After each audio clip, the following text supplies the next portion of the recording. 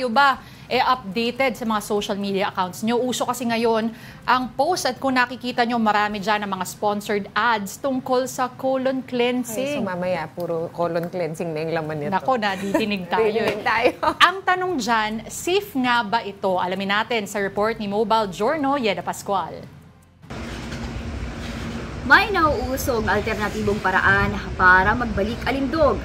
Yan ang tinatawag na colon cleansing. Ang tanong, safe ba ito? Ang colon cleansing o colonic irrigation ay isang method kung saan nililinis yung malaking bituka sa ating katawan sa pamamagitan ng machine na magpapump ng tubig paloob. Pagkatapos nito, lalambot ang colon at maglalabasan na yung dumi. Si Shai Cross dating may problema sa bituka, sinubukan mismo yan.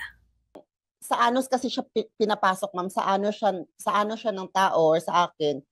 Pinapasok siya yung parang mayroon siyang tube, then hindi mo siya ma-feel na masakit kasi meron siyang parang lubricant or petroleum na nilalagay doon sa tube. Ma-feel mo talaga na may gumaan talaga yung pakiramdam mo. Kasi syempre nabawasan yung mga dumi na matagal nang nandyan sa tiyan mo.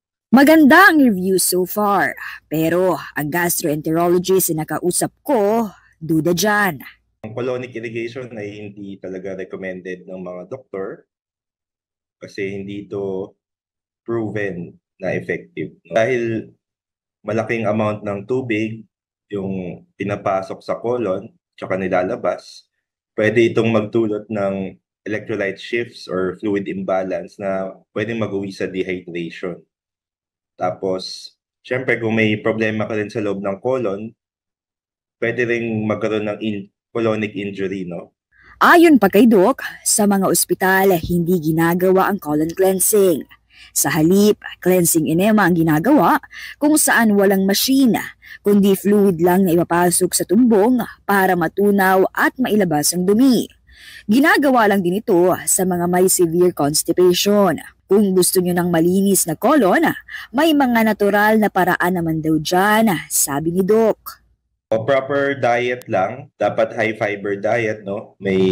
At least may gulay or prutas tayo everyday para kasi yung fiber nagpo-promote ng digestion tsaka pag-form ng stool para malabas natin yung waste ng mas maigi or dumi.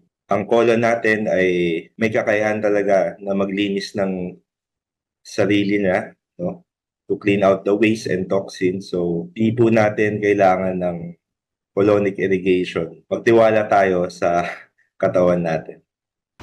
Tandaan sa bawat procedure, magpakonsulta muna kay Doc para sure tayo na ligtas yan. Mobile Journal, Yeda Pascual po. Hatid ang mukha ng balita.